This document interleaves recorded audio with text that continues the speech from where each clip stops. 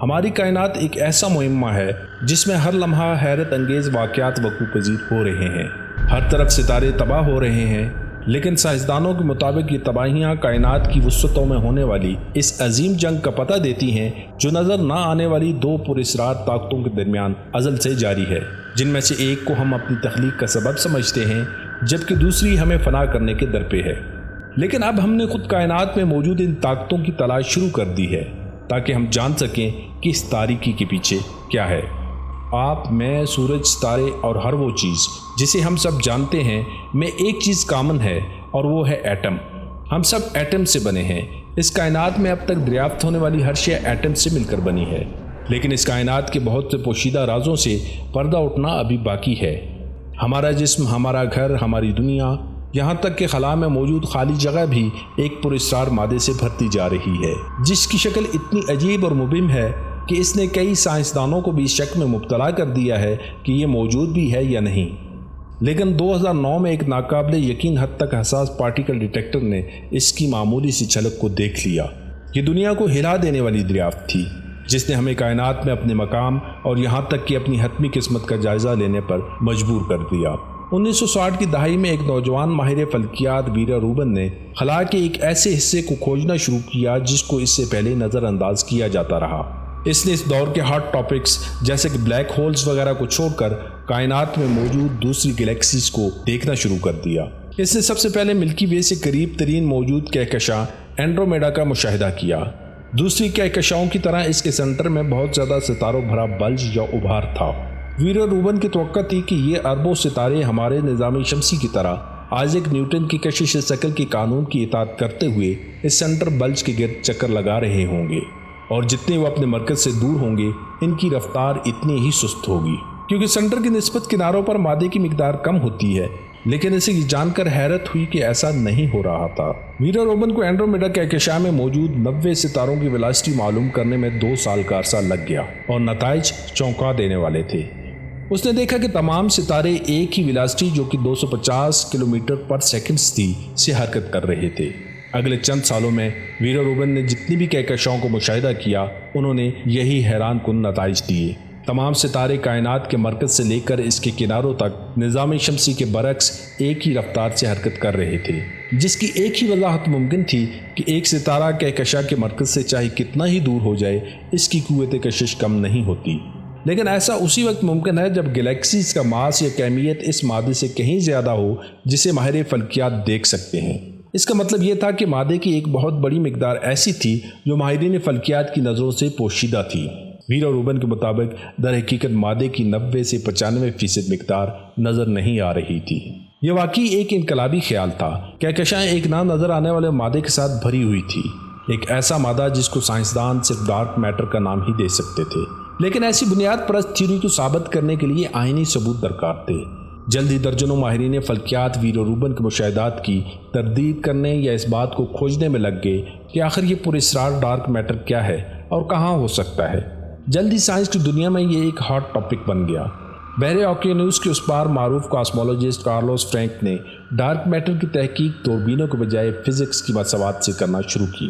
اس نے نیوٹن کے law of gravity کو ایک بہت نفیس سپر کمپیوٹر سیمولیشن میں ڈالا۔ کارلوس نے اس سیمولیشن کا آغاز سائنسدانوں کے اس خیال سے کیا جس کے مطابق یہ کائنات گیس کے ایک بہت بڑے بادل سے بنی تھی جو خلا میں گردش کر رہا تھا۔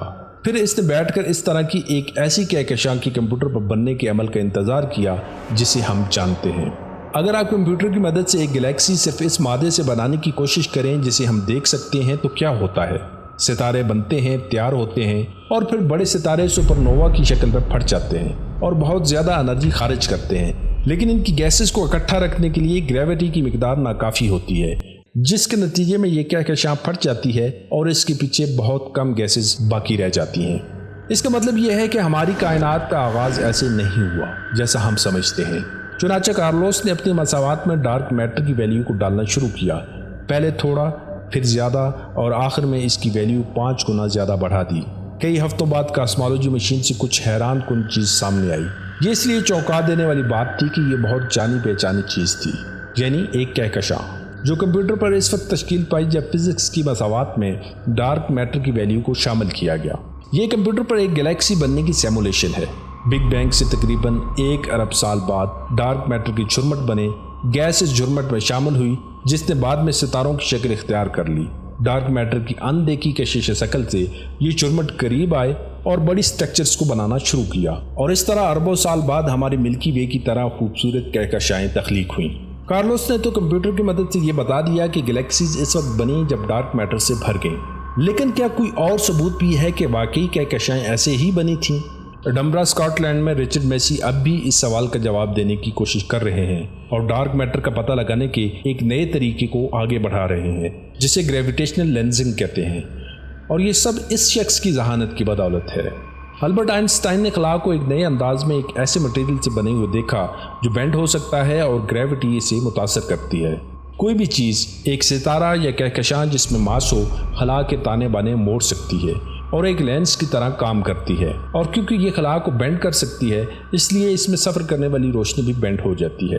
ڈارک میٹر نہ تو روشنی ریفلیکٹ کرتا ہے، نہ جذب کرتا ہے، اور نہ ہی یہ روشنی خارج کرتا ہے، اس لیے روشنی اس میں سے متاثر ہوئے بغیر گزر جاتی ہے۔ 2 سال تک رچرڈ ماہرین فلکیات کی ٹیم کو لیڈ کرتا رہا اور ٹیلیسکوپس کے ذریعے رات کو خلا کے ایک حصے میں کسی قابل مشاہدہ گریویٹیشنل لینس آرک کو کھوجنے میں مصروف رہا۔ ہم یہاں گریویٹیشنل لینزنگ کو کام کرتے ہوئے دیکھ سکتے ہیں۔ پیلے رنگ کے بلب کے گروپ میں وہ گلیکسیز ہیں جو ہمارے کافی نزدیک ہیں، اور یہ عجیب آرک نما شکلیں دراصل بہت دور کی کہکشائیں ہیں۔ ان دور کی کہکشاؤں کی روشنی کو پیلے رنگ کے قریب سے گزرنا پڑتا ہے، اور چونکہ کمیت یا ماس خلا کو بینڈ کر دیتی ہے اس لیے وہ دور دراز کی کہکشاؤں سے آنے والی روشنی کی شعاؤں کو بھی موڑ دیتی ہے اور ان کی تصاویر کو دائرہ نما آرک جیسے پیٹرن میں مسخ کر دیتی ہے۔ لیکن جب رچرڈ نے دور کی کہکشاؤں سے آنے والی روشنی کی بینڈ ہونے والی مقدار کا موازنہ قریب کی گلیکسی کی قابل مشاہدہ ماس سے کیا تو معلوم ہوا کہ جتنا اس کو بینڈ ہونا چاہیے تھا یہ اس سے کہیں زیادہ تھی۔ اس نے نتیجہ نکالا کہ اس نادیدہ ڈارک میٹر کے غلاف نے تمام کہکشاؤں کو لپیٹ رکھا ہے۔ رچرڈ کے مطابق گریویٹیشنل لینزنگ کی پیدا ہونے والی مقدار سے ہمیں پتہ چلتا ہے کہ ڈارک میٹر کی مقدار میٹر سے 5 گنا زیادہ ہے۔ اس کا مطلب یہ ہے کہ جو کچھ ہم کائنات میں دیکھ رہے ہیں وہ بس ایک آئس برگ کی نوک ہے، جس کا باقی ماندہ حصہ جو ہماری نظروں سے پوشیدہ ہے ڈارک میٹر پر مشتمل ہے۔ اب ماہرین فلکیات جہاں بھی دیکھتے ہیں وہاں ڈارک میٹر کی موجودگی کو محسوس کرنے لگے ہیں۔ ماہر فلکیات رچرڈ میسی نے کئی سال ڈارک میٹر کو ثابت کرنے کی کوشش میں صرف کیے، ایک ایسا پوشیدہ مادہ جس نے پوری کائنات کو لپیٹ رکھا ہے۔ وہ کائنات کے ایک چھوٹے سے حصے کو ناقابل یقین ڈیٹیلز کے ساتھ پرکھ رہا ہے اور ڈارک میٹر کا سب سے پہلا نقشہ تیار کرنے کی کوشش کر رہا ہے۔ یہ آسمان کی حقیقی تصویر ہے۔ ہبل ٹیلیسکوپ ناقابل یقین تعداد میں گلیکسیز کی باریک بینی سے بنائی گئی تصاویر دکھاتی ہے، جس سے ہم ان کی شکل کو مکمل طور پر ناپ سکتے ہیں اور ہم کائنات کے اس پوشیدہ حصے کا نقشہ بنانے کے قابل ہیں، کیونکہ جب ان کہکشاؤں کی روشنی ڈارک میٹر سے گزر کر ہمارے پاس پہنچتی ہے تو بینڈ ہو جاتی ہے۔ جب یہ ایک کہکشاں سے دوسری کہکشاں سے گزرتے ہوئے زمین کی طرف آتے ہوئے مڑتی ہے تو یہ روشنی ڈارک میٹر کا نقشہ ٹریس کرتی جاتی ہے۔ اس طرح اس نے کائنات کے ایک اندیکھے حصے کو دیکھنے کے قابل بنایا اور پہلی دفعہ کائنات کا 3D میپ بنایا کہ اصل میں کائنات کی شکل کیسی ہے۔ یہ ڈارک میٹر کا ایک کائناتی سوپ ہے، اور جہاں یہ سوپ گاڑھا ہوتا ہے وہاں کہکشائیں تشکیل پا جاتی ہیں۔ یہاں ہم اسی ڈارک میٹر کا نقشہ دیکھ رہے ہیں، اور دوسری طرف جو ہم دیکھتے ہیں وہ دراصل تمام کہکشاؤں کی پوزیشنز اور اس میں موجود تمام گیسز اور قابل مشاہدہ مادہ ہے۔ لہذا جہاں کہیں بھی کہکشاؤں کا ایک بڑا جھرمٹ ہے وہاں ڈارک میٹر بڑی مقدار میں موجود ہے، اور جب ہم ان دونوں نقشوں کو ایک دوسرے پر اوور لے کرتے ہیں تو ہمیں معلوم ہوتا ہے کہ عام میٹر ڈارک میٹر سے گھرا ہوا ہے۔ رچرڈ نے کائنات کے ایک حصے کے ساتھ جو کچھ کیا، کارلوس فرینک نے فزکس کی مساواتوں سے پوری کائنات کو کمپیوٹر سیمولیشن کے ذریعے کر دکھایا۔ یہاں ہم ڈارک میٹر سے بننے والے ان پیچیدہ پیٹرنز کو دیکھ سکتے ہیں جسے ہم کازمک ویب کہہ سکتے ہیں۔ ڈارک میٹر کے اس جھرمٹ میں موجود گیسز ٹھنڈی اور کنڈنس ہو کر ملکی وے کی طرح کی گلیکسیز کی شکل اختیار کرتے ہوئے آخرکار ستاروں کی پیدائش کا باعث بنی ہوں گی۔ ڈارک میٹر اس کائنات کے ایک ڈھانچہ ہے جس نے کائنات کو اپنے اندر لپیٹا ہوا ہے، جو کہکشاؤں کو پیدا کرنے کا سبب بنتا ہے۔ یہ وضاحت غیر معمولی ہے کیونکہ اس کے مطابق ہر وہ چیز جسے آج ہم جانتے ہیں ان کی پیدائش ڈارک میٹر سے ہوئی، کیونکہ ڈارک میٹر کے بغیر نہ تو کہکشائیں بن پاتی، نہ ہی ان میں موجود ستارے اور سیارے تشکیل پا سکتے، اور جب پلانٹس ہی نہ ہوتے تو زندگی کا وجود ناممکن تھا۔ ڈارک میٹر جو صرف ایک مفروضہ تھا آج ایک خیال سے زیادہ ہے۔ یہ ہمارے وجود کے لیے بہت اہم ہے اور ہم آہستہ آہستہ اس کو سمجھنے کے قریب تر ہوتے جا رہے ہیں۔ ہم جانتے ہیں کہ یہ روشنی سے انٹریکٹ نہیں کرتا، ہم جانتے ہیں کہ یہ کشش شکل محسوس کرتا ہے۔ پھر 2004 میں ایک ٹیلیسکوپ سے یہ تصویر بنائی جس سے ہمیں ڈارک میٹر کے متعلق مزید جاننے کا موقع ملا۔ 4 ارب نوری سال دور کہکشاؤں کے 2 جھرمٹ آپس میں ٹکرا رہے ہیں۔ یہ ناقابل یقین طاقت کا آپس میں ٹکراؤ ہے۔ خربوں ستارے 3000 میل فی سیکنڈ کی رفتار سے ایک دوسرے کے قریب سے گزرتے ہوئے آپس میں ٹکراتے ہیں۔ شاک ویو کی وجہ سے ایک کہکشاں کی جھرمٹ کی شکل گولی کی طرح ہو جاتی ہے۔ اس واقعے کو بلٹ کلسٹر کولین کا نام دیا گیا۔